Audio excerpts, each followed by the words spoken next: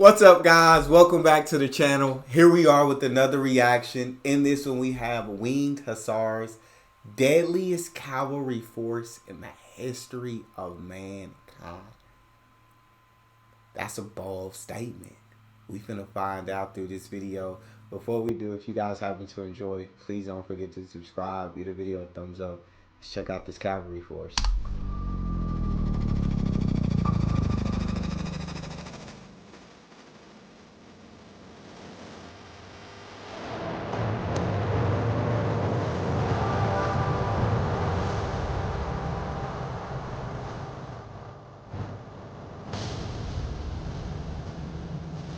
Ah, dang.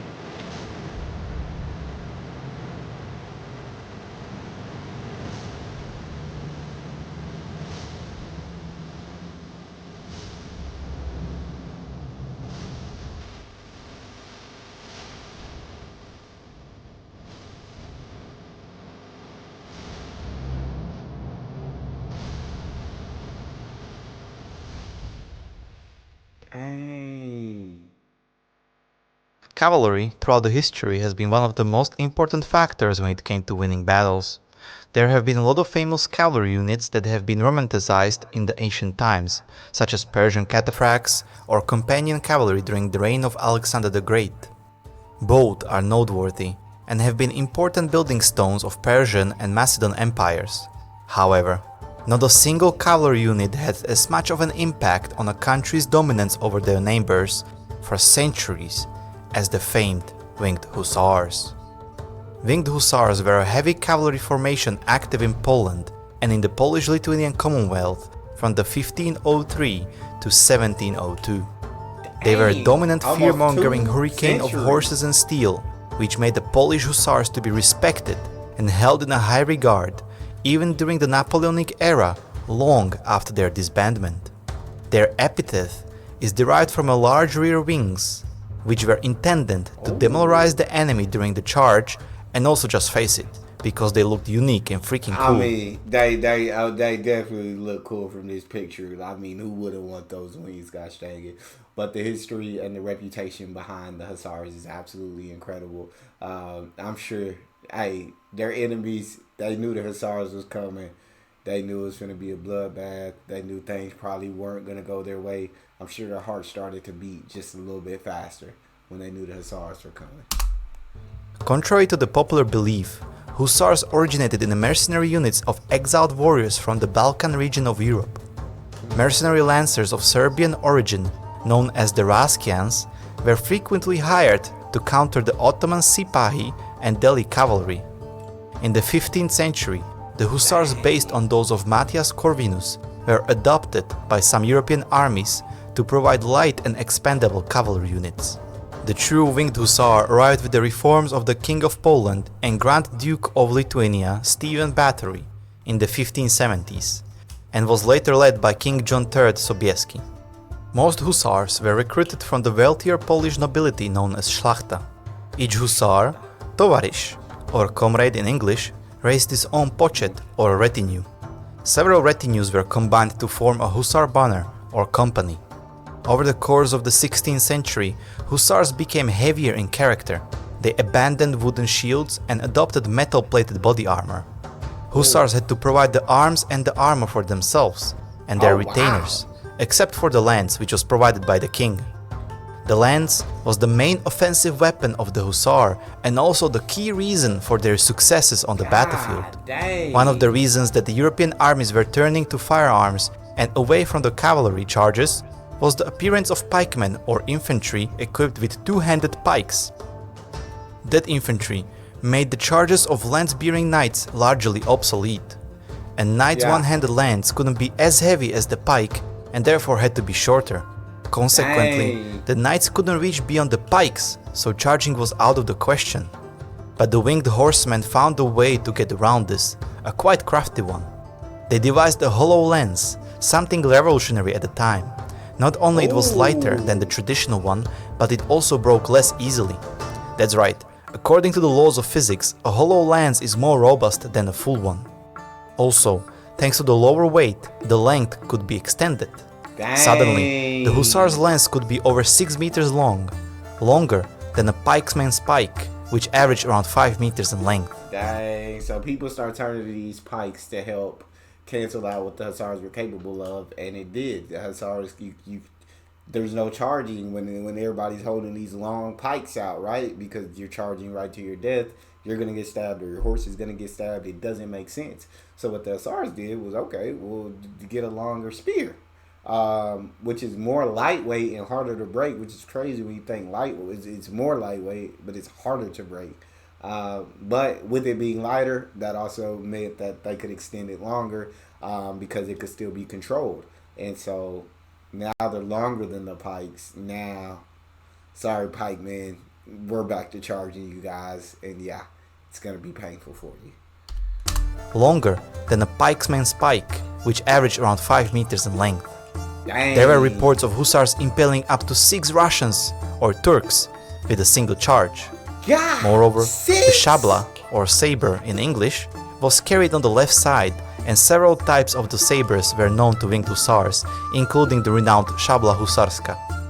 Some hussars used battle axes and even war hammers. Later, they proved their adaptability when they embraced pistols. They Dang. protected themselves with an armor made of steel which was light, weighing around 15 kilograms. For riding, they used light Turkish saddles. The lightness of their attire allowed the hussar horses to gallop at full speed for a long time. Dang. The hussars used a special breed of horses. They were a cross between Polish and Tartar horses. The horses were famous for their endurance, speed, and maneuverability. The purpose of the shock cavalry was to inflict as much physical damage as possible with a single charge. But great military minds of the past realized that the emotional factor is as important as the physical one. That's why winged hussars started polishing their armor so it became more visible and bright. It is also the reason why they wore leopard or bear skins on their shoulders, and most importantly, why they attached eagle wings to themselves, hence getting the name the Winged Hussars. Dang. In an era where it was unlikely that you would ever see a neighboring city, what were you supposed to make of the rapidly approaching heavily armored legion of vengeful, glittering angels? The only problem was that the only wealthy nobles could have afforded the hussar equipment and a horse. For example, the hussar horse was worth more than an entire village. Therefore, winged hussars were a very important but also precious unit and hardly expandable. This high entry level meant that there were never more than 10,000 of them at any one time, usually only a few thousand. Besides the famous Battle of Vienna. So the hussars very elite. You feel me? Not everybody can get in this, so we ain't gonna have the numbers because we want quality over quantity, and it seemed like they were very adjustable to whatever weapon they needed. They wielded, I want to say a sword, but because I forget what exactly they called. Some had battle axes, some had battle hammers, which is crazy. But then when guns came in, they very easily adapted to pistols. So they were very adaptable. They had the top of the line horses who were great with endurance, great with speed, great with maneuverability. The hussars were the elite. Now in 1683, the winged hussars won most of the battles they fought. In 1610, at the Battle of Klushino, 5,000 winged hussars defeated the Russian army of 35,000 soldiers, an overwhelming odds of being outnumbered 5-1. Later, they marched into Moscow, captured it, and held 5,000 to 35 is 7-1. onto it for 2 years. A feast that even the greatest military minds of history, such as Napoleon Bonaparte, and warlike superpowers such as German Empire in World War I and Third Reich in World War II, were unable to recreate. In 1621, at the Battle of Chochim, 45,000 Poles repelled the invasion of 170,000 Ottoman Turks. The Poles entrenched themselves and the Ottomans laid the siege. However, the winged hussars' counterattacks were devastating to the Ottoman army. On one occasion, 600 winged hussars charged against 10,000 Ottomans. They broke their lines and drove the Ottoman janissaries back to their camp. That's crazy. Perhaps the most famous was the Battle of Vienna in 1683. The Ottoman Empire was just days away from conquering Vienna and putting the Christianity in the Europe in danger, possibly establishing a new hegemony over the Central and Christian Europe. However, the king of Polish-Lithuanian Commonwealth, John III Sobieski, arrived just in time to save the day. He led 18,000 horsemen to charge down the hills, which became the largest cavalry charge in history. The victory was so decisive that it eventually led to the decline of Ottoman Empire and created a power vacuum in the region, which was later used by the Austro-Hungarian Empire. In 1694, at the Battle of Hodov, 400 winged hussars stood up against the 40,000 Crimean Tatars and defeated them. The Poles nicknamed the battle the Polish Thermopylae. The end of the Hussars' glory came a few years after their greatest victory at the Battle of Vienna. In 1702, at the battle... I changed history, bro. The Hussars changed history because it was about to be a wrap. The Ottoman Empire was about to conquer Vienna. Who knows how strong Ottoman Empire would have became. Christianity was at risk. And here come them Hussars. 18,000 strong to deliver such a decisive victory that it started the decline of the Ottoman Empire. Is crazy. Battle of Klishov, the Swedish army led by the famous Charles XII destroyed the winged hussars. It was the signal of the downfall of the famed cavalry. After nearly 2 centuries of dominance, the adversaries of Polish-Lithuanian Commonwealth started adapting and learned how to counter this unstoppable force of steel and flesh.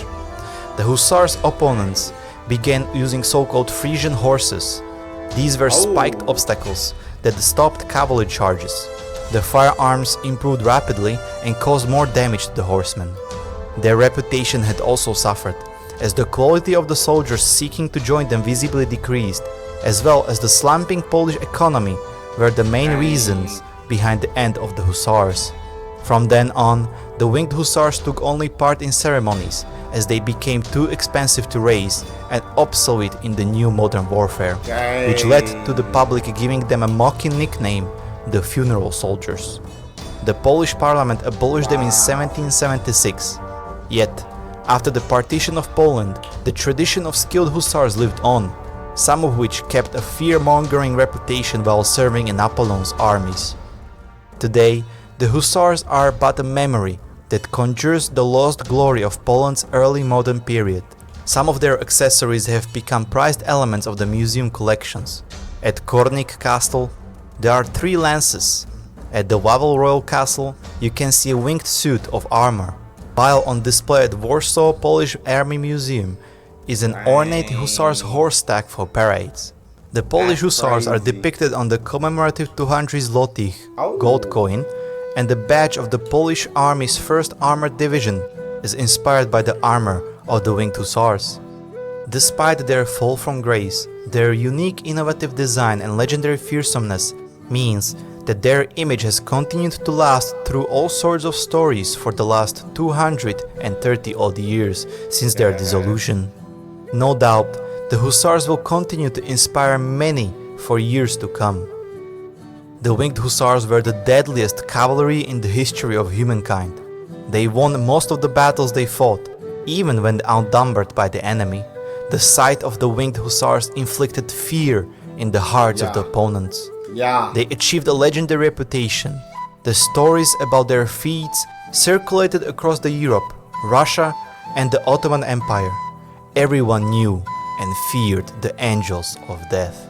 I ain't want no smoke with the winged hussars, you feel me?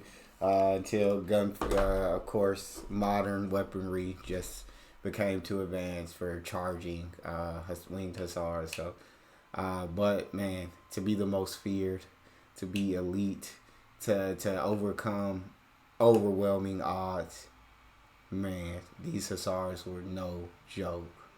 That's all we have. If you guys enjoyed, please don't forget to subscribe, give the video a thumbs up, and check out the next one. And I'll see you guys next time.